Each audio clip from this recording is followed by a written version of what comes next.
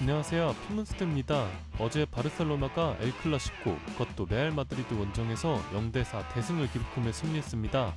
가족방 공유 조합도 에버튼 프렐미 적통 나긴 했지만 그래도 이득 보면서 끝낼 수 있었네요. 저는 앞으로는 2.5 마인은 다시는 추천드리지 않겠습니다. 개인적으로 2.5 마인으로 좋은 기억이 없기도 한데 제가 왜 그랬을까요? 사실 시티를 믿었다기보다는 소튼의 공격적인 전술 스타일을 믿은 건데 참 어렵네요. 암튼 오늘은 프리미어리그 4경기 분석 영상 준비해왔습니다. 그럼 분석 시작합니다. 첫 번째 경기는 첼시와 뉴캐슬의 경기입니다. 첼시는 주중 유로파 컨퍼런스 리그 일정인 파나이시나이코스 원정이 있었고 1대4 대승을 기록했습니다. 제가 이날 첼시의 스쿼드 뎁스가 상당히 좋은 편이고 마레스카 감독의 전술의 완성도가 많이 올라왔다는 이유로 첼시의 승리를 추천드렸었는데요. 주축 선수들이 대거 로테이션했기 때문에 주중 그리스 원정이 있었긴 하지만 주말 리그 경기를 진행하는 데 있어 큰 지장은 없을 것이라고 생각됩니다. 지난 리버풀과의 경기에서 리스 제임스가 오랜만에 복귀전을 치렀고 풀타임을 소화하지는 못했으나 리스 제임스가 건강하기만 한다면 첼시는 더욱 강해질 것 같다는 생각이 들었습니다. 또한 라비아도 부상에서 복귀했는데요. 아직 첼시에서 많은 경기를 소화하지는 못했으나 미드필드에서 순간적인 탈압박 능력이나 백포라인 보호 능력을 잘 보여주었으며 요즘 카이세도의 폼이 상당히 좋기 때문에 앞으로 두 선수가 더블 볼란치로 나섰을 때의 활약이 기대됩니다.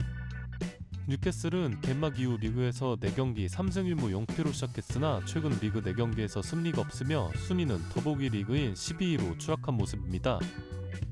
뉴캐슬은 이번 시즌 센터백 라인을 보강하지 않았던 것이 정말 의문인데요. 정확한 정보는 아니지만 제 생각엔 FFP 룰 문제가 걸려 있었던 것 같은데 그게 아니라면 납득이 되지 않는 것이 자말 로세스와 스벤 부터만이 지난 시즌 후반기 십자인대 파열이라는 큰 부상을 당하며 스쿼드에서 장기간 이탈한 상황이기 때문입니다. 소널리, 기마랑스, 조엘린톤으로 이어지는 강한 허리를 보유한 팀이지만 수비 쪽에 아쉬움이 많으며 공격 쪽에는 알렉산더 이삭이 이번 시즌 리그 한 골로 기대 이하의 모습을 보이고 있습니다. 또 뉴캐슬의 에이스로 성장한 앤서니 고드는 국대 일정을 오가면서 체력 관리에 어려움을 겪고 있는 모습인 것 같습니다. 미구엘 알미로는 이제 에디아우 감독에게 완전히 눈밖에 난 듯한 모습이고 하비반스는 부츠로 나왔을 때 임팩트는 대단하지만 선발로만 나오면 이상하게 그 모습을 보여주지 못하고 있습니다. 그렇다고 제이콥 머피를 주전으로 쓰기엔 아쉬움이 많은 선수이고요. 안면을 내보면 뉴캐슬에 대해선 최근 보여준 모습들을 보면 좋은 얘기가 나올 수가 없습니다. 이 경기는 스탠포드 브리지에서의 경기이고 첼시가 주중 일정이 있었다고는 하나 로테이션이 잘 되었기 때문에 크게 지장은 없습니다. 첼시의 승리로 추천드릴게요.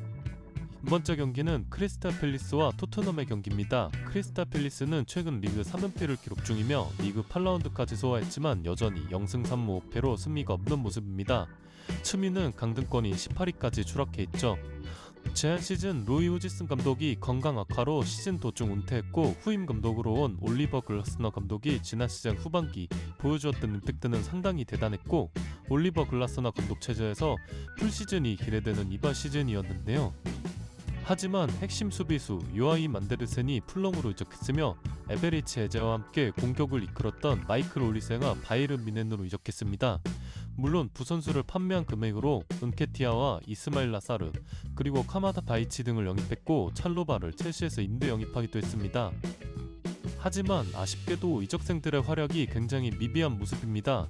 또한 지난 시즌 후반기 폭격기 같은 모습을 보여준 마테타가 글라스너 감독 체제에서 드디어 빛을 보는 건가 싶었지만 이번 시즌 득점 페이스는 다시 예전의 마테타로 돌아온 모습이에요. 츠토넘은 주중 알크마르와의 유드파리그 일정이 있었고 답답한 경기력이었지만 루카스 베리발이 얻어낸 PK를 히샬리송이 마무리하며 홈에서 1대0 신승을 기록했습니다. 손흥민이 지난 웨스트햄전에서 부상을 당하며 이탈한 상황이기 때문에 대체 자원인 티모 베르너의 활약이 중요했지만 역시나 아쉬운 모습으로 기대를 충족시켜주지 못했습니다. 문제는 오늘 경기도 손흥민이 결장한다는 점이죠. 제가 지난번 노팅엄과 급달의 경기 분석 때 크리스탈 팰리스를 부서진 창이라고 표현했었는데요. 아무래도 올리스의 공백을 카마다 다이치나 은케티아가 전혀 메꿔두지 못하고 있기 때문입니다. 서초넘 역시 손흥민이 결장한다는 점과 무엇보다 이 경기 기준점이 상당히 높게 잡혔는데 3.5 언더의 배당이 상당히 괜찮기 때문에 4골 이상은 나오기 어려운 경기라는 생각이 들어 3.5 언더로 추천드립니다. 세 번째 경기는 웨스트햄과 맨유의 경기입니다. 웨스트햄은 이번 시즌 정말 폭풍 같은 영입으로 많은 포지션의 선수들을 보강했고 감독 또한 로페테기 감독을 새롭게 선임하며 큰 기대 속에 시즌을 출발했는데요.